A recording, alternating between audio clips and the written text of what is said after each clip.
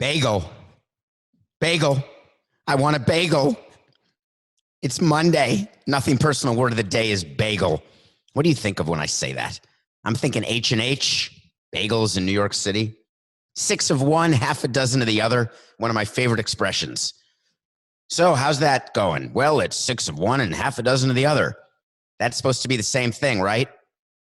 Well, Major League Baseball, as predicted on CBS Sports HQ on Monday morning, early on the early edition, and again on the midday edition, and again on the evening edition, depending on when you're listening to this. You may have heard all three or none. But let's get into some detail. Major League Baseball is trying to play baseball. The players are trying to play baseball. Proposals have stopped. Panic has set in. Social media frenzy has been heightened. It's a mess. So we said today that there's going to be a proposal coming this week, and I was wrong. It's actually, I think it's on my Twitter at David P. Samson. I said this week there will be a proposal. What I should have said and what I meant to say is this morning, Monday, June 8th, there will be a proposal. And there was. So let's dig into it and explain to you why baseball is doing what it's doing on the owner's side and why the players are doing what they're doing on the player's side. First, let's give you a quick primer to see whether or not these offers and counter offers are actually bagel-like. First, Major League Baseball said, we have a great idea. How about a sliding scale? We'll play 114 games. We'll play 82 games, I should say. Sliding scale, the people who make the most will have the biggest pay cut, which is what's going on in companies around the country. The players came back and said, no, let's go with 114 games at a full pro rata salary. The owners said, we're not even going to respond. Then they leaked the fact that they were just going to do a 48-game season, full pro rata salary. Panic. Today, Major League Baseball leaked and then sent a proposal to the union that said, we have an idea. This one will work. Let's play 76 games and we'll pay you 75% of your pro rata salary. We'll start the season in 3 weeks and we'll end it at the end of September. Then we'll go to the playoffs. In addition to that, we'll take away draft pick compensation. What does that mean? When a free agent gets a qualifying offer from a team, that means when that free agent signs with another team, that other team loses its first-round pick. That has had a quashing impact, purposefully, by the way, has had a quashing impact on free agent signings. And so the league said, we will take that draft pick compensation away for the next offseason. So these free agents will be free to sign with any team, and a team will be free to sign them without giving up a draft pick. In addition, we will have a pool of money available if there are playoffs. The owners are claiming that they are very concerned that the season starts and then does not make it through the playoffs without a stoppage because of coronavirus, a second wave. The reason why that is so economically important is Major League Baseball makes the majority of its revenue, TV revenue, during the playoffs. And given the fact there will not be gate revenue during the season, they need to get the playoff revenue because that is what helps pay the salaries no matter what number is agreed to. It helps pay the salaries of the players. So baseball said, how about this? Let's share playoff revenue. If the playoffs happen, we will give you more. In this most recent offer, what MLB said is, we'll pay you 50% of your pro rata, but if the playoffs happen, that will go all the way to 75%. The players said, through leaks, as a quick response, well, that's no good. That's 6 of one and half a dozen of the other. It's the same as your last offer, which we turned down. It's the same as your last offer, which we don't even want to consider countering. It's going to pay us around 33% of our full salary. Such a misleading stat for the union to put out through its media leaks.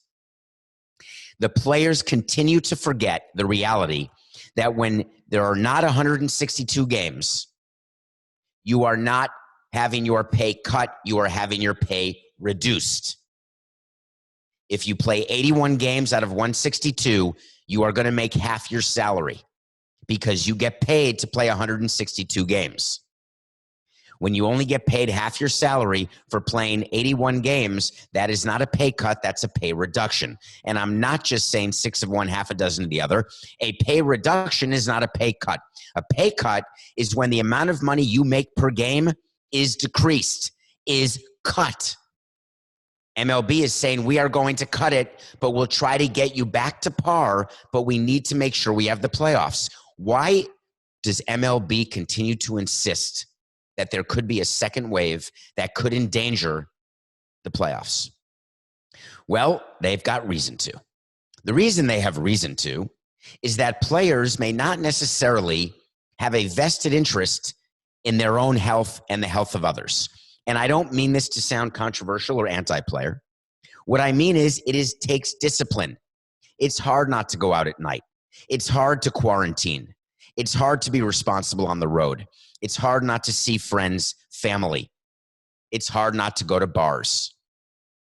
The owners want to incentivize the players to stay inside the bubble as much as possible because the more players who test positive, and we've already seen it. We're going to talk about it later in the show if we have time. We've already talked about the fact that players are testing positive as testing happens in every league. Baseball players will test positive, hopefully asymptomatic when spring training starts. They'll be quarantined 7 days, and hopefully they will then be ready to go back and play.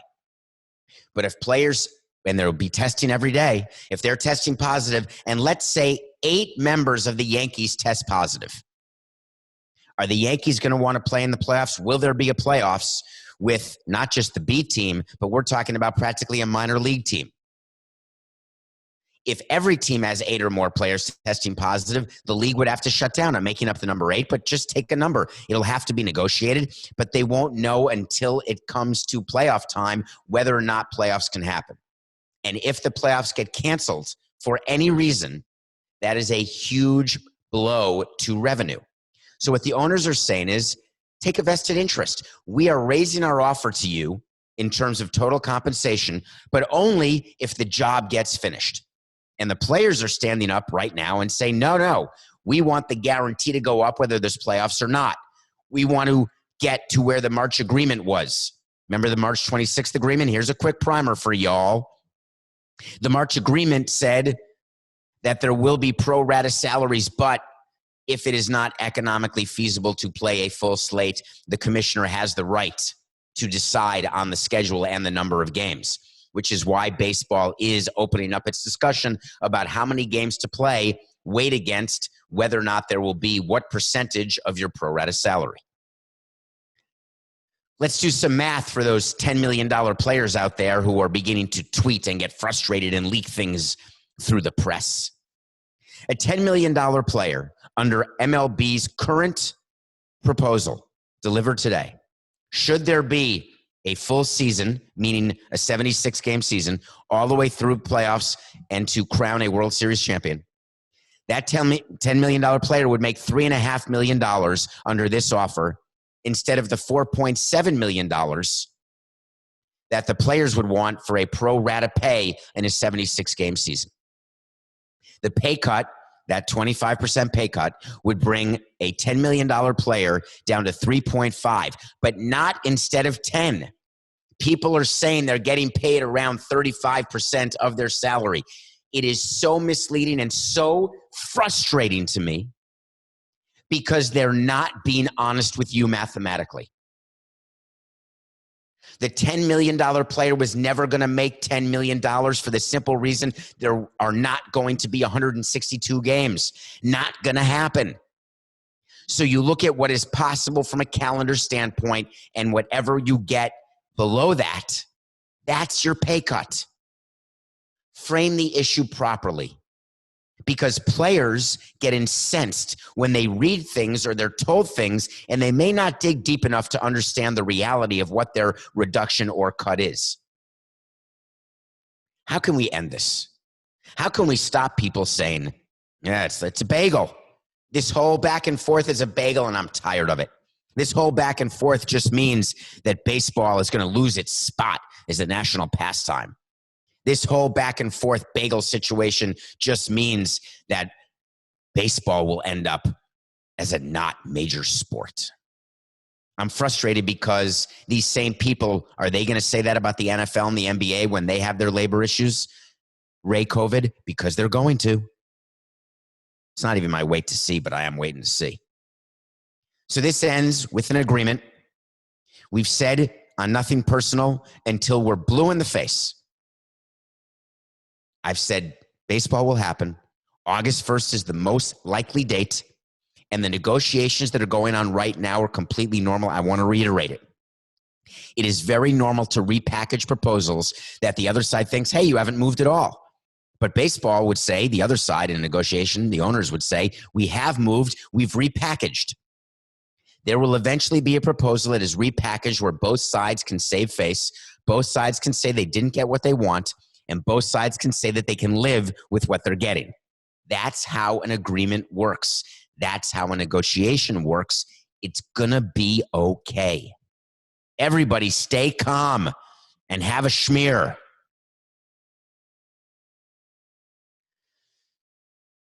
When's the last time you used the word rogue? Rogue. I wanted that to be the word of the day, but such a great word. It's been used this weekend. Did anybody read? Has anybody paid attention to what's going on in the National Football League? So here's a quick review if you were hibernating this weekend. NFL players, we said on, I think it was last week's Friday episode, maybe. I can't remember which one, Coca. And we talked about the video that 7 or 8 black NFL players made, a video they made, very strong, a message to Roger Goodell saying, hey, you better amend your statement. And you better understand what kneeling's for.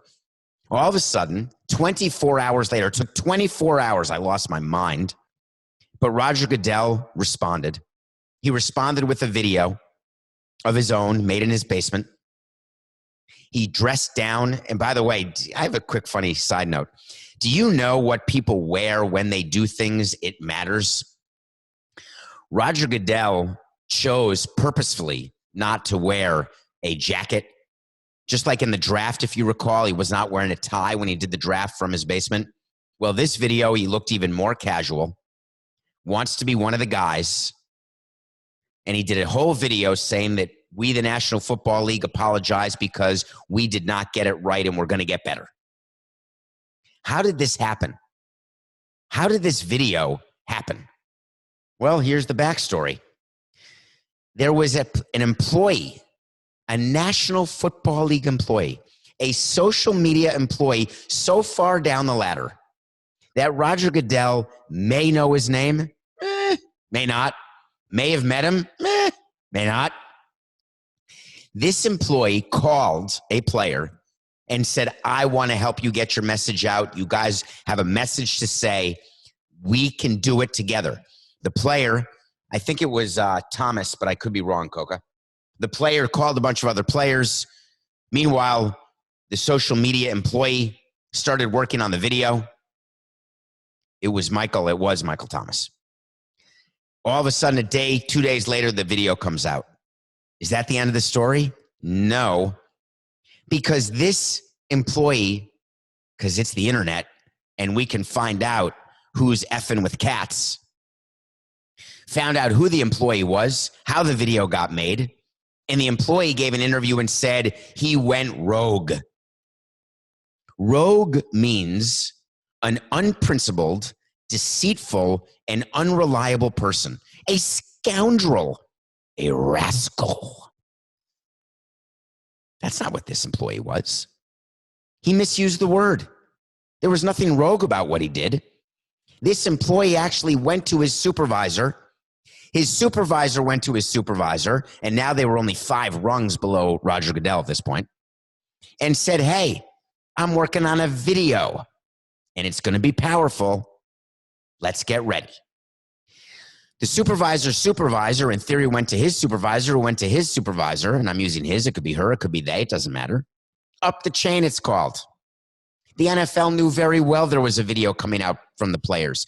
The NFL knew what was going to be in the video, and still it took 24 hours to respond. Still, the NFL head of PR retweeted it 24 hours later saying, please take a look at this video. That's the best they can do. And then they did better. They said, uh-oh, we better do our own video because this is getting away from us. And it did get away from them. And now it's even more complicated. The president stepped in. As you know, President Trump has been very strong about kneeling in the NFL. The president was very upset with Drew Brees for walking back his words about the flag and about the anthem. Drew Brees then did an apology. Drew Brees did a second apology. Drew Brees' wife did a third apology. Adrian Peterson came out and said there's going to be kneeling. There will be kneeling. And then the president tweeted again that he doesn't want kneeling. This was a very big deal in the NFL. You've got owners who need to curry favor with both political parties as part of their other businesses. It is a very tight line and small line that owners and other business owners have to walk. What will the NFL do? They have no choice at this point. The result of this weekend's battle of the videos will absolutely be a rule change. Maybe this should be the way to see Coca. There will absolutely be a rule change where kneeling will be allowed. How do I know this? Because right now the NFL is in no position to do anything else. And if they've got any sort of crisis PR or anybody who has any idea about PR, they understand that there are certain issues that you can go all the way. And there's certain issues where you have to know when to stop. And when you're dealing with employees and dealing with a multi-billion-dollar business, you cannot be on the wrong side of an issue as charged as this one. The U.S. Soccer Federation, as an example, they're calling a special board meeting tomorrow, which will be Tuesday, January 9th, except it's not January, Coca. It's June 9th tomorrow. U.S. Soccer Federation is calling a board meeting Tuesday where they are going to vote on repealing the rule requiring national team players to stand during the national anthem. The Soccer Federation will not be the only organization who will have to change rules. They're starting. NFL will follow. They will have no other choice. What will the fallout be? There will be political fallout. It will have to be explained. There will have to be message points. There will have to be competent PR people and competent messengers and togetherness between the players and the owners as they navigate what is clearly the most complicated issue that anyone working in sports has seen. And I'm not prone to hyperbole. I'm really not. As I think about my years in the game, 18 years, thinking about what are issues where you have to make sure you're on the right side. I think about 9/11. I think about labor issues. I think about hurricanes and other natural disasters. I think about diversity, hiring. There has never been an issue like this. Now, we all know, and we've talked about the fact that racial inequality, racism, it's existed for hundreds of years, beginning of time in this country. There have been people on all sides of every issue, but this one, there's only one. And what's interesting is what certain players are doing and what certain owners are doing and what certain companies are doing, because we are at the tip right now of the accountability threshold. The accountability threshold, and this has been back in the day, we grew up in a house where we were not allowed to have Nestle's Crunch. I used to love them. I would sneak them when I was at school. Nestle water, nothing Nestle. Why? Hot chocolate? No. Because Nestle was in Africa at the time. This is back in the 70s, maybe even the 80s, although I was older then. They were in Africa at the time, and they were promoting formula instead of breastfeeding to people who couldn't afford it, saying that formula was a healthier, better option because that's what they were selling. And so my mother said, and I hope I'm getting this right if she's listening. If she's not listening, then I got it right. Although someone will DM me at David P. Samson if I'm wrong. But there was a group of people who boycotted Nestle, called the Nestle boycott. And it didn't really have a huge following, but it existed, but not enough so that Nestle stopped doing what it was doing. Today, the stakes are higher. The issues are deeper. I got to So You Want to Talk to Samson about this. The So You Want to Talk to Samson, which is when you go into Twitter at David P. Samson and ask a question in my DMs, and I'll get to it if I can, read it if I will, respond if I may. Michael Jordan announced this past weekend that he and Jordan Brands, that's going to be important, that conjunction is going to be important shortly. Jordan and Jordan Brands are pledging $100 million over 10 years to fight racism. The question asked of me is, why is Jordan now active politically? Why now? What changed? The Last Dance, which we reviewed in earlier episodes of Nothing Personal, was the 10-part documentary going through Jordan's life and talking about the 1997-1998 Bulls season as they attempted to win their second three-peat and did. Spoiler alert, they did. Michael Jordan was very clear that in his playing days, he was there to play basketball. He was in no way political, period. Hard stop. All of a sudden, he releases a statement, a very well-written, perfectly framed, correct-toned statement as owner of the Charlotte Hornets. I almost said Bobcats again. And now he is making a very public pledge. What changed? It's not the criticism that Michael got as part of The Last Dance for not being politically involved. It's not Obama on The Last Dance saying, hey, if he had to do it again, maybe he would have done it differently and gotten more involved as a player. It's not that current players are getting more involved, like a LeBron James, using his immense platform to be involved. It's actually Jordan, as owner of a team, which he now is, realizes that he has a responsibility that he may not have felt as a player. And the responsibility is to be on the right side of an issue when there is only one side. Companies are getting wiped out who are on the wrong side, even mistakenly on the wrong side, even on the wrong side when they don't think they're on the wrong side. If it even smells like you're on the wrong side, you have a problem. Big story out of Charlotte where Michael Jordan owns his team. They have a firm called CPI. It's their security company. With the Marlins, we used to use, they had the yellow coats. I am having the biggest mind blank on a Friday that I've ever had. Usually they happen Friday. Coca. This is insane. They wore yellow coats. They have yellow windbreakers. Anyway, every team has a security firm. They're the ones who are there, and they are not police, but they are hired by the team or the stadium in order to keep the peace. The company CPI has been fired by the Charlotte Hornets, fired by every single team in Charlotte with whom they worked. Why? Because the owner of CPI Security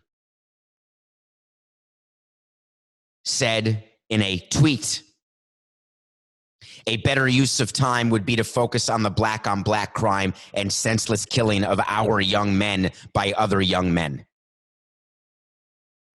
At the surface, how does that sound?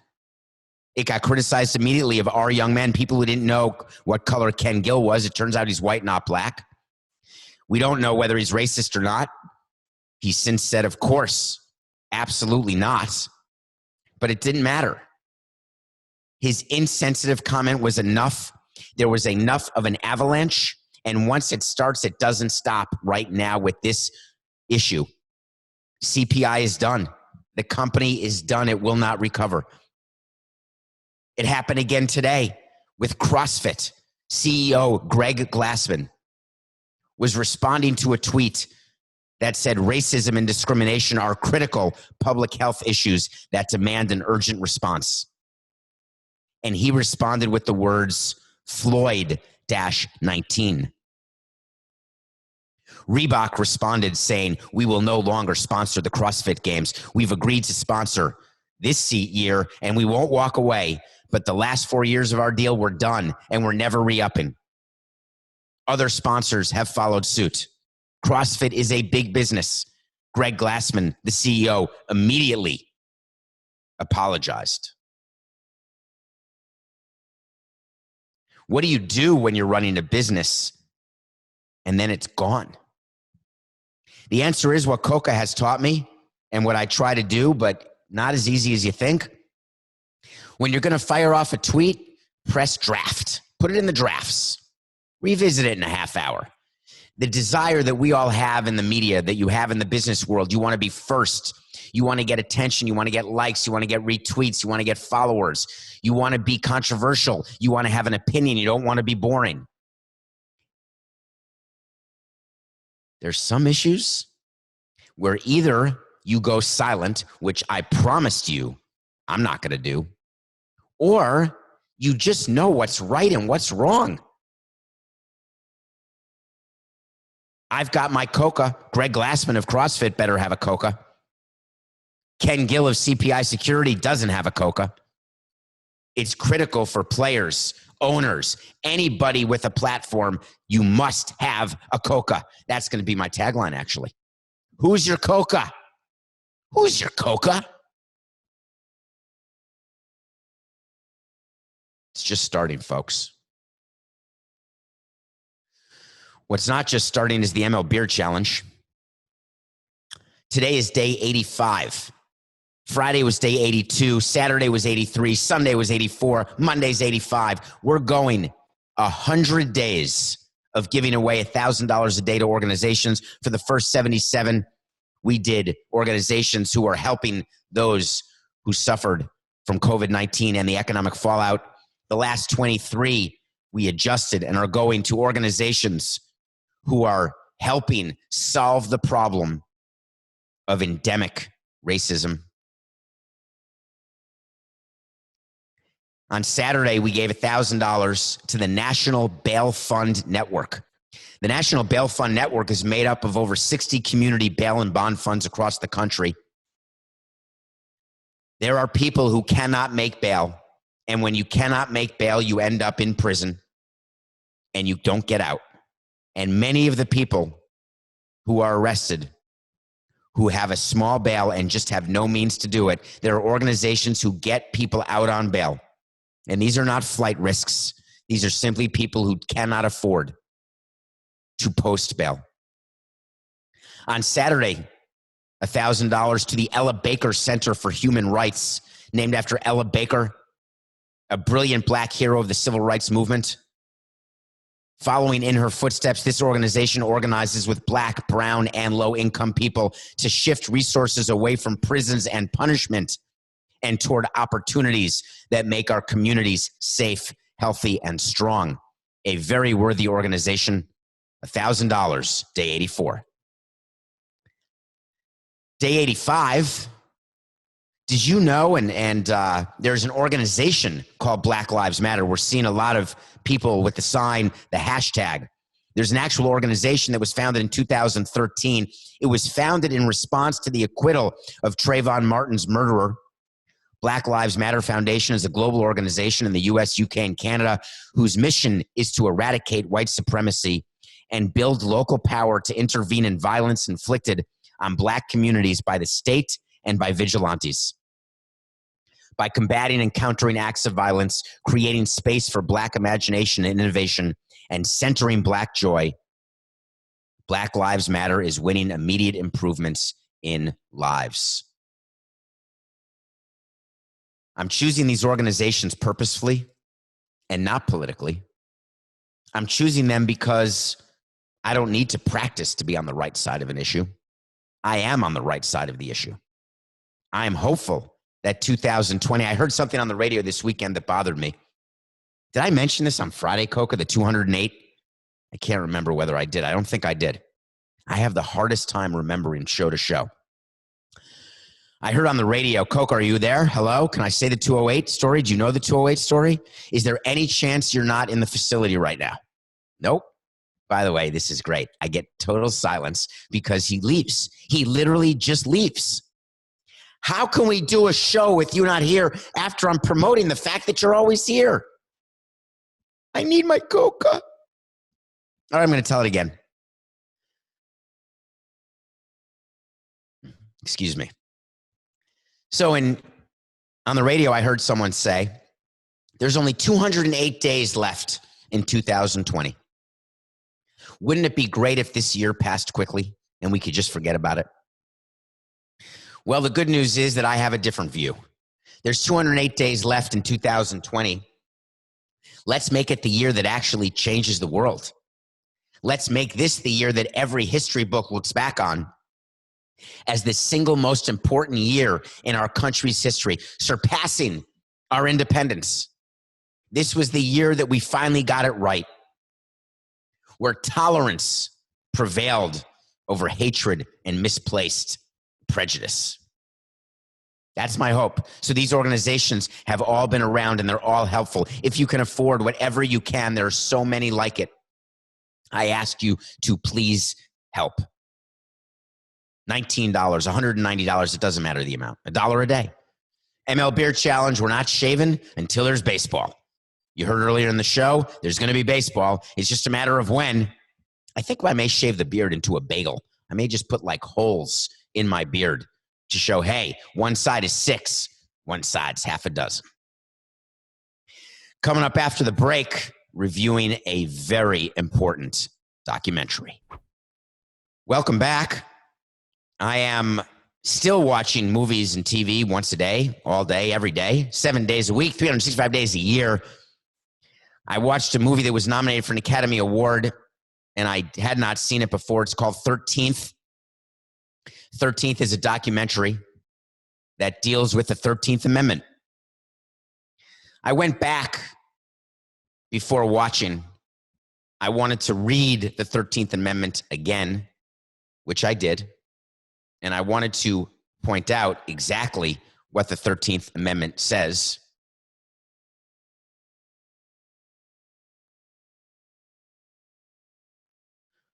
Neither slavery nor involuntary servitude, except as a punishment for crime whereof the party shall have been duly convicted, shall exist within the United States or any place subject to their jurisdiction. That's Section 1 of the 13th Amendment. The words except as a punishment for crime, those are critical, and that's what this documentary talks about. The documentary goes through the prison industrial complex and the history, and I just want to point out 2 or 3 things. I'd like you to see this documentary. It is powerful. It's made by Ava DuVernay, who directed the miniseries that we reviewed on an earlier Nothing Personal about the exonerated 5, the Central Park 5.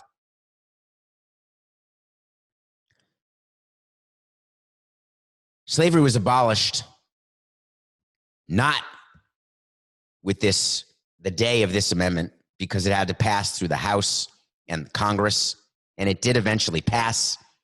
Once slavery was abolished, what happened was slaves were called in, and basically they were buttressing the economy in the South back during this time period.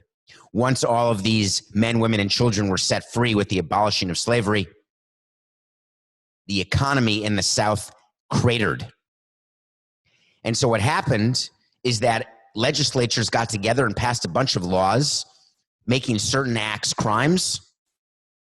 The police went out, the law enforcement, and they basically arrested men, charged them, put them in prison, and put them to work. That's where prison labor really started. And this prison labor is how the South was able to have its economy rebound. This prison labor exists today in a way that as a consumer, you don't realize. You don't realize when you are buying items, clothing, machinery, when you're flying on certain planes, I guarantee you in your house, you have something made by a prisoner. It's a 100% guarantee, period, hard stop. The movie 13th goes through the prison industrial complex and talks about how the privatization of prisons, the Clinton crime bill of 1994, which was an unmitigated disaster, which the Clintons have walked away from, as have just about everybody, because it led to 3 strikes and you're out. It led to mandatory sentencing guidelines, which have made the prison population completely increase to the point where we have an unbelievable number, and I'm going to get the numbers wrong because I wanted to do it from memory. I believe the U.S. is, what is it? It's not 2.5.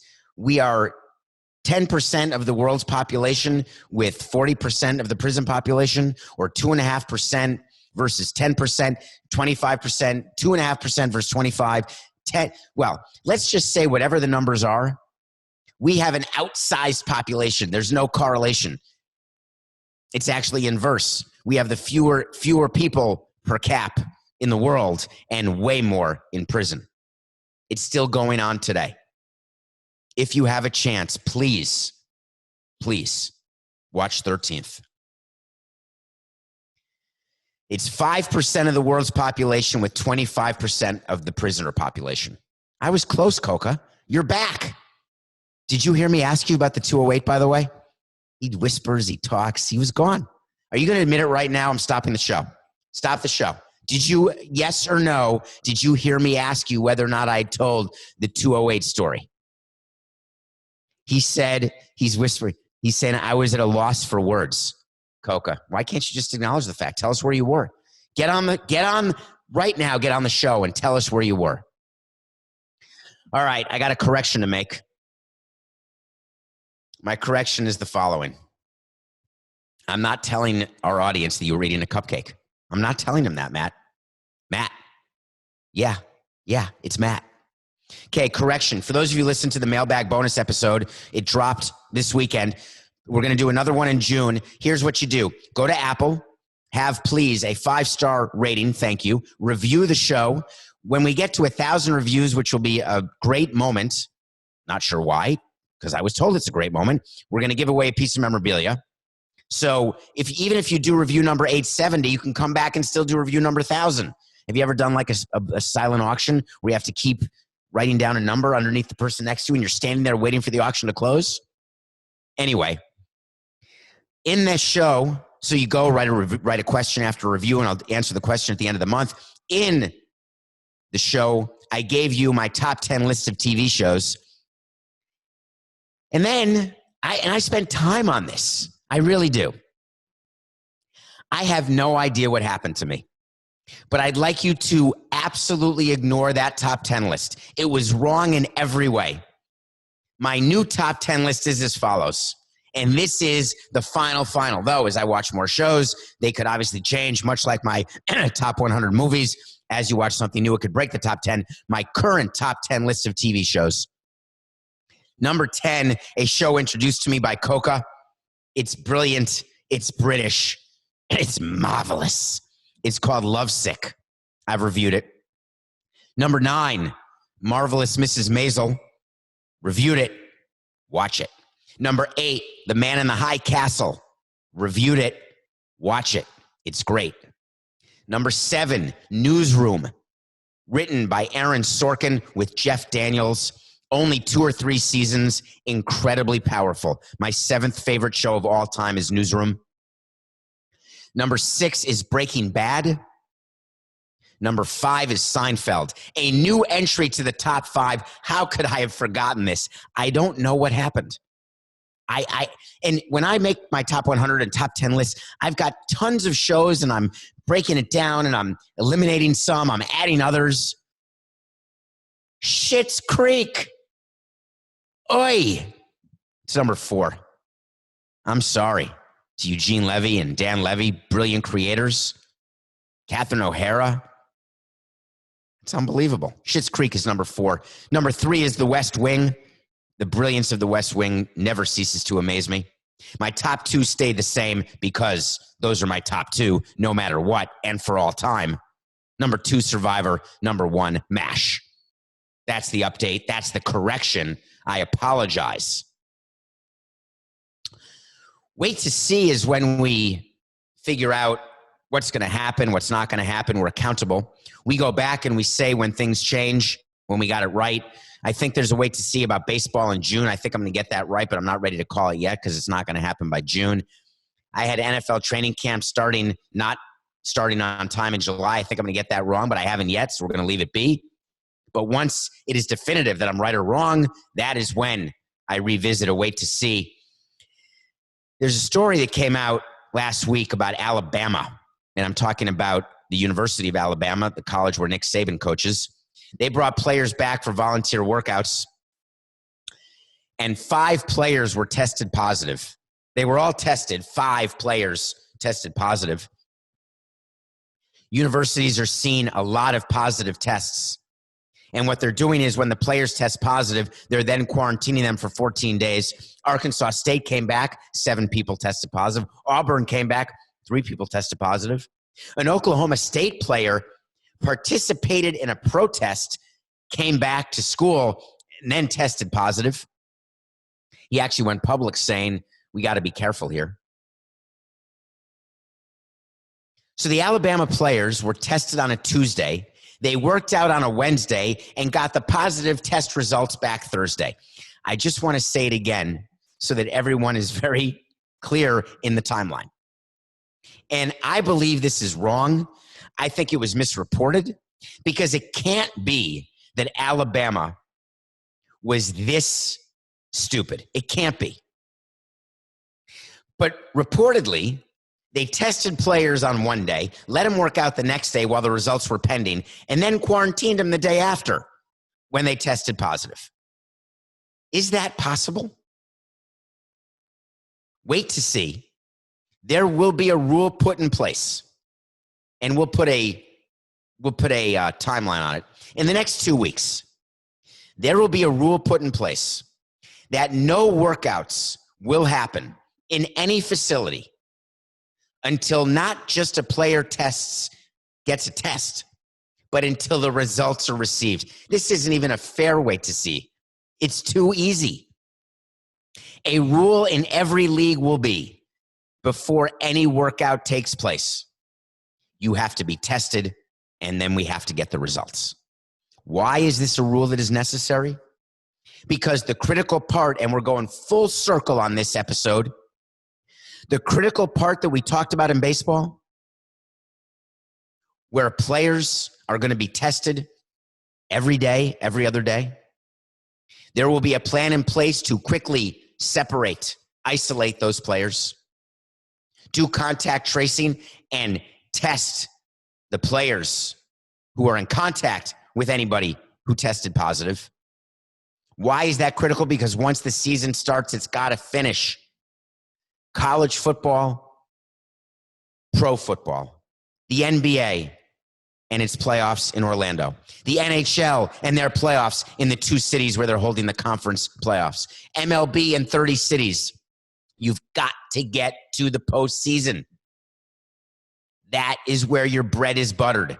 And if too many players are testing positive and they don't know they're positive because they're asymptomatic, that's the issue right now, is that so many people are asymptomatic with COVID-19 that you get the feeling you're fine because you feel fine, but you are contagious. You do not want to be the asymptomatic player who gets your coach sick, and because of your coach's age and demographic, that coach has a higher probability of getting really sick and in some cases dying. No league wants that responsibility. No league wants that liability. It is critical for players and staff to follow the rules, abide the isolating and the quarantining and the 6 feet apart and the no large gatherings. People's lives are at stake, people's health are at stake, and people's wallets are at stake. Yeah, you know. Staying 6 feet apart, that's business. It's nothing personal.